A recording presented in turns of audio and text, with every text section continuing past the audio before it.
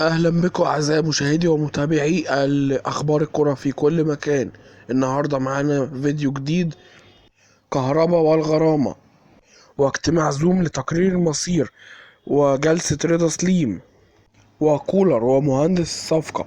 وهنتكلم كمان عن فرص الزمالك في التأهل إلى الدور المقبل من البطولة العربية. انتظرونا بعد الانترو يا جماعة.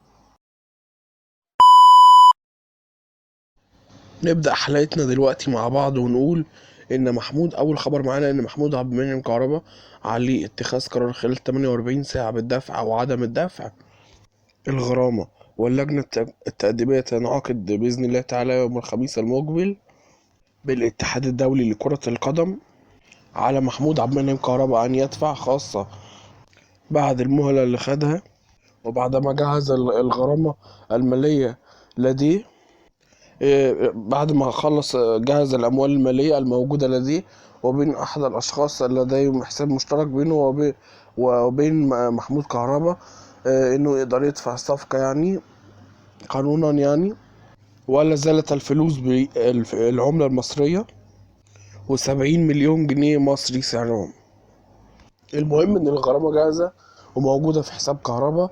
آم، والنادي الأهلي ساعد كهربا بشكل كبير جدا إنه يدفع الغرامة دي، وكهربا دفع من معاه وجعل نفسه كتير جدا عشان النادي الأهلي، وقدم تضحيات عظيمة في هذا الإطار للانضمام إلى النادي الأهلي. ودي كلها أمور سوف تحسب له في تاريخه بعد ما يعتزل الكورة. آه، وكمان عشان كل الناس تفتكر إن محمود عبد المنعم كهربا ضحى من أجل القميص الأحمر. لايك وشير. آخر ميعاد إنك تدفع 3 أو 4. الخميس ده هينعقد اللجنة فيه خلاص، اجتماع اللجنة التأديبية في الاتحاد الدولي لكرة القدم. كانت النية الدفع، ثم المحامي الشهير التونسي والأستاذ أشرف عبد العزيز مع كهربا. الأستاذ علي عباسي له رأي وهو عدم الدفع. ليه؟ عشان انت تاخد فرصة ان نادي قفش البرتغالي بعد ما رجع للحياة وبتاع، ان انت بقى ايه، هم يشيلوا جزء من الغرامة معاك، وانك انت المنافس الاول ليك هو نادي الزمالك شئنا وابينا. فبيقول لك فوت عنه القيد، هياخد الفلوس يبقى انت حرمته من القيد. نادي الزمالك لما الاهلي يدفع الفلوس.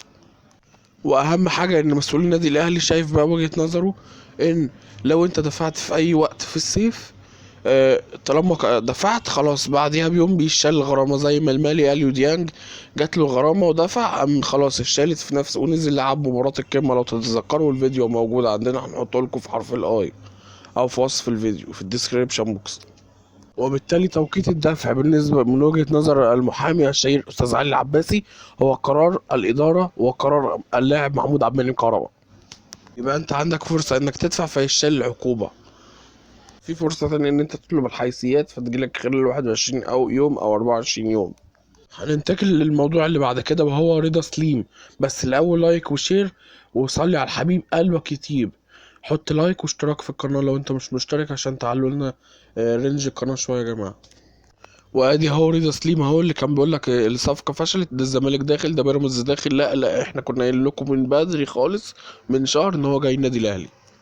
هقول لك بس شويه اسرار وتفاصيل في صفقه رضا سليم اللاعب المغربي في الوقت الحالي لو حابب تعرفها.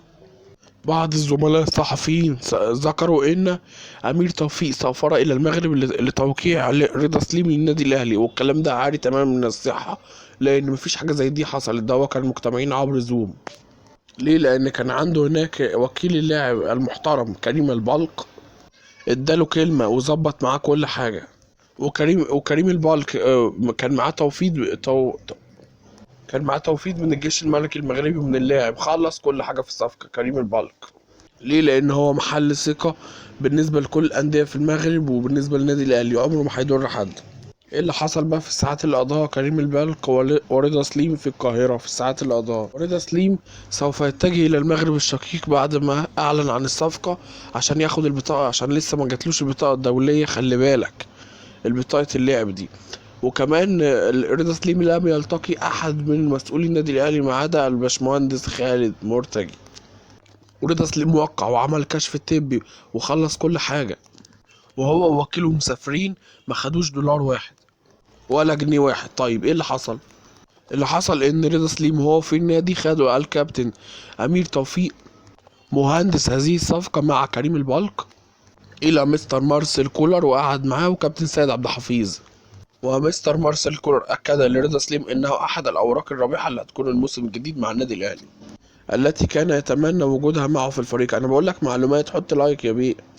واكد لهم انه سيكون من العناصر الاساسيه التي سيعتمد عليه في تشكيل النادي الاهلي ان شاء الله في الموسم المقبل. وقال له ان انت قدامك فرصه كبيره وعظيمه يا رضا سليم ان انت تعمل امجاد وبطولات زي اللي غيرك عملها قبل كده مع النادي الاهلي. ومارسيل كولر طلب منه انه يقضي اجازه في المغرب ويسافر ويقضي اجازه ويفصل عن كره القدم، بعيدا عن كره القدم خالص، مع اهله واسرته. وقال له بقى تعالى لنا بقى على المعسكر، هيبقى 18 او 20 اغسطس ان شاء الله، وهيكون في دولة أوروبية المعسكر ولسه ما استقروش عليها لحد دلوقتي.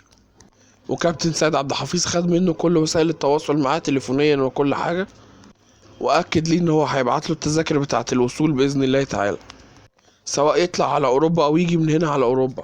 ولكن يبقى كلمة أن نذكرها إن أمير توفيق هو بذل مجهود جبارا في هذه الصفقة.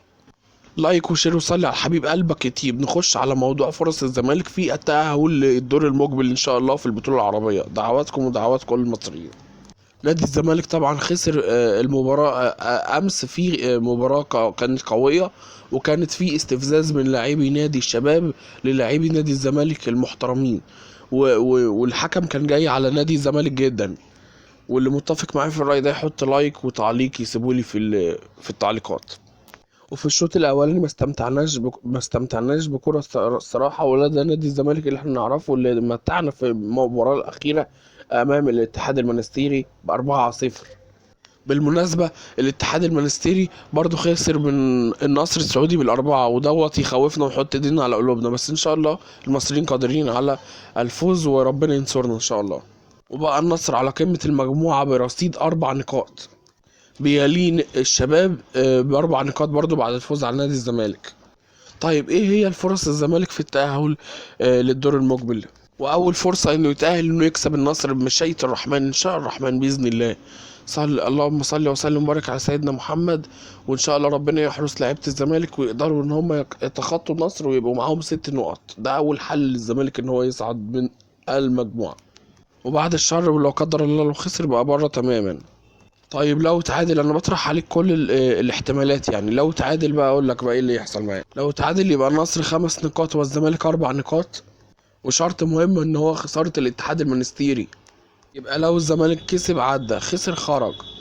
خلينا برضو نبقى مقتنعين ان فرص الشباب في الفوز على الاتحاد المنستيري كبيرة. والزمالك عشان يفوز يصعد من المجموعة يجب ان يفوز على نادي النصر السعودي. وعاوز اقول ان لم تكن الاحداث جميلة في هذه المباراة بتاعت نادي الزمالك ونادي الشباب السعودي، والزمالك بيقدم احتجاج على الحكم. ضربة الجزاء ناس كتير اختلفت عليها، لكن مش ده اداء نادي الزمالك.